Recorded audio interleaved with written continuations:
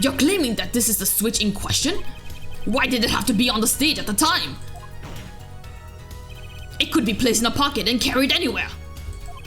Someone could have hid it on the stage after the fact. Hey, he's got a point. How did we know where it was when she heard the voice? When the shooter said press the switch? Well, I guess we don't. An unfortunate situation. I'm afraid that until we know where the switch was, there's little point in debating it. I was sure this was the way to go with this. What is this switch anyway? We don't even know that basic fact. Didn't we show it to him? Didn't we show it to him in his office when we were investigating? Huh. I thought we did. Wait a second. I do know what the switch is. And if you follow that train of logic to its incredible conclusion, it ends up in proof. What? It ends up in proof that completely changes this case. Oops, I took a little break to order food, and when I finished ordering, I accidentally moved the little blob on my screen. So if you see it shifted a little bit, don't worry about it, alright? It ends up in proof that completely changes what? It ends up in proof that completely changes this case. What? What does that sentence mean? It ends up in proof that completely changes this case. What does that sentence mean? That sounds weird. What's up, Apollo? Apollo? We know about the switch, right? We know what it is. Yeah? Well, think of it when it was used that day. Think of what happened. Well, Mr. Justice, if you have no further information to share concerning the switch. Your Honor. Yes, Mr. Justice? I've been remiss in not telling the court this before. I know what the switch is. Well, it seems the defense is set upon linking the switch to the case. Let's see your evidence of the link. What evidence do you have to explain what the switch is? So...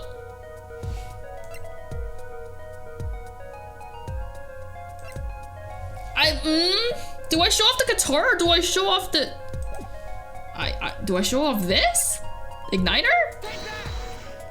Okay. I was like, you could technically show the guitar and you'd be like, this guitar was lit on fire.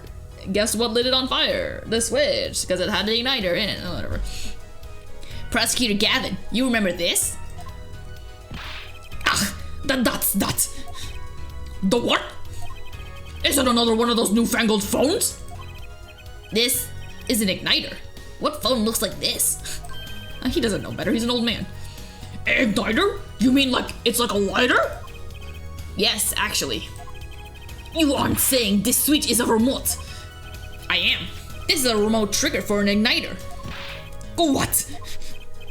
Look, I'll show you. Mr. Justice, you will cease and desist from burning down this courtroom. Hey, sorry, that was a bit more fire than I expected.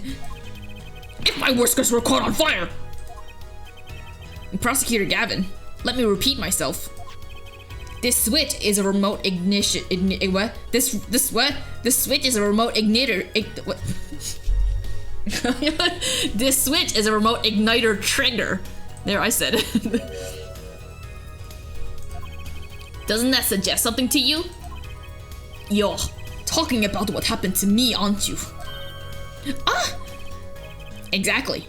That night at the concert, there was one unusual burst of flame. Tra-la-la-la. When your guitar caught fire in the middle of your performance. Wasn't that part of the stage show, though? Prosecutor Gavin was entirely unaware such a thing had been planned. And the guitar that burned was a valuable keepsake. That's right! He got it in Virginia from Lemoore. He said the sound was amazing, before it burned, of course. Now it's just kind of in smokes. It's just kind of smokes. Wait a minute. Am I not... So if there's something that's in the sound hole of a guitar, and you play the guitar, doesn't that sound different? Does the sound still come out the same, even though there's something just, like, lodged in there? Because my idea is that klavier should have noticed that there was something in it, right? When playing the guitar, I would imagine he would have tested or tuned it before going up on stage, right? Alright? Maybe? I don't know, whatever. The better the guitar, the brighter it burns. I say this because he also told us that the igniter was... He found his own igniter as a part of the guitar or something when he was investigating it or something, whatever. Yeah, forehead. Yes? Don't tell me you're trying to tie these two things together. Those being the shooter's voice heard by Lemoire and the guitar suddenly catching on fire? I am. It's really simple when you think about it. Mr. Latouche and the shooter were at the crime scene. The shooter was wearing a headset. He ordered someone on stage to press the switch. The switch was pressed and the guitar caught fire. Well, that does seem to make sense. Though something about it is bugging me. Can't quite put my finger on it. Really? It seems pretty simple to me. Air forehead, don't destroy what little respect I have for you. Oh, you only have a little respect for me? You should have more. We're friends. We're best friends. You don't have a best friend. I'm your only friend. I was expecting something a little more sensible. I guess I was wrong. What's this all about, my prosecutor Gavin? His simple story simply makes no sense. Think, that night my guitar caught fire, yes. The cause may have been this indeed. However, the guitar caught fire during the second set. Ach, that's right, of course! Tra-la-la-la, the guitar caught fire during Lemoore's song! How many times could we possibly see that fucking thing? Indeed, yet the shooting happened during the third set. The two are utterly unrelated. Yes, that must have been what was bugging me. The whole premise for this is faulty. See, his story makes no sense. Objection! Are you sure about that? Oh. What exactly do you mean, Mr. Justice? Maybe it's not the premise for my explanation of the switch that's at fault. Maybe it's our premise for the entire case so far. What premise is this specifically? I'm glad you asked. I'm saying that maybe the killing didn't take place in the third act. I also realized that there's like a slight delay with my audio and the game audio, so I'm usually a little bit behind when I edit it, but whatever.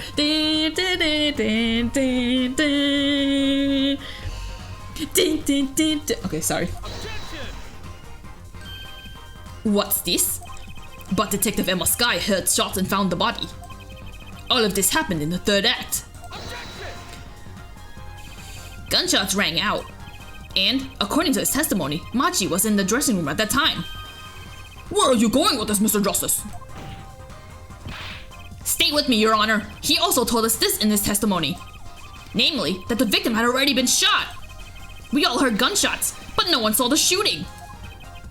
This is insane. Just before the shooting took place, the shooter was heard on his headset, telling someone to press the switch. The next moment, Prosecutor Gavin's guitar burst into flames. We know that a remote-triggered igniter was inside the guitar. From all these facts, we can draw only one conclusion. The crime didn't take place during the third act, but during the ballad performance, the second act. What? Thank goodness he was there for all three sets, alright? Otherwise, Gavin would have been in trouble.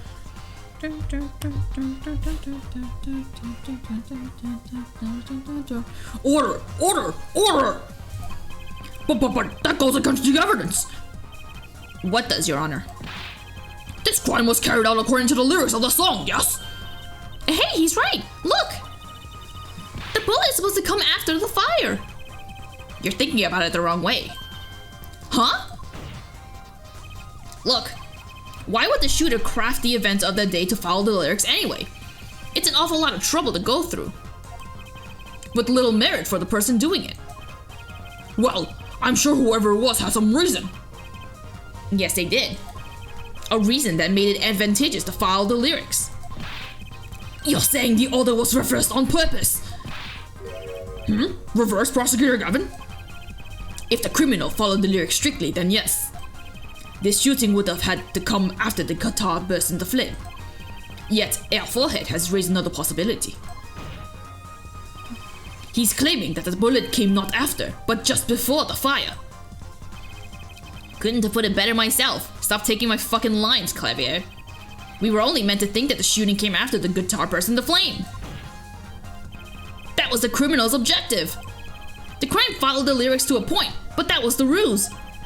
Why else would the killer risk discovery by moving the body? That was the final touch to make us think that he followed the lyrics the whole way.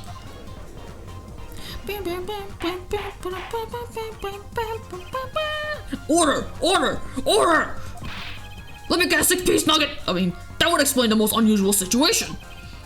It does. The killer changed the order of events to create himself an alibi. In other words, the killer was someone who had an alibi for the third set, but not the second. I was hoping it wouldn't come to this, but sadly it has. Let me tell you why your little fairy tale makes no sense at all. Oh, you got rid of the good music. Oh, it sounds good, I'll give you that. You've given us a reason why the killer bothered following the lyrics of my song. But I question your logic, for it's flawed from the very beginning. Flawed? Yes, a contradiction, Airforehead. One I have pointed out several times, no less. At the time of the crime, the small window at the scene was closed. How could Lemore have heard a voice through it? Oh. I know that you would like to divert our attention from this critical fact, but you're basing your entire line of reasoning on a false premise. Right. Lemore's testimony is my entire case. That voice she heard, the shooter's voice? What if she couldn't hear it, Apollo? Look, what do we have? A man saying press the switch, and near the crime scene we have a switch, which acts as a remote trigger for an igniter. And last but not least, Prosecutor Gavin's flaming guitar. It can't all be a coincidence, but how do I make it work? I see a more direct line of questioning is required. When the crime scene was investigated immediately after the crime, that window was closed. Care to tell us how Lemore heard the voice? A key point to be sure. Mr. Justice, can you explain this to the court? Okay, Justice, you got one thing to prove, and one thing only. Lemore heard a voice. And she heard it during the second set. Think, how was Lemore able to hear the voice?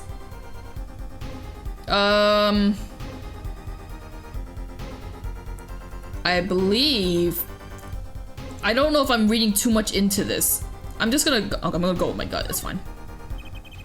When we investigated the scene, the window was closed. The shooter had no reason to close it, had it been open either. Meaning, it was impossible to hear the voice through that window. What even is that window for? If it only opens a crack, and where does it open to? I assume it's still somewhere in the concert venue, right? It just opens to nothing? Ah, it's good to hear you make sense again. For a moment, I was afraid you might be Borginian too. What? Are you saying Borginians don't make sense? As I was saying, Lemore could not hear the voice through that window. So there can only be one explanation. She heard the voice from another location entirely.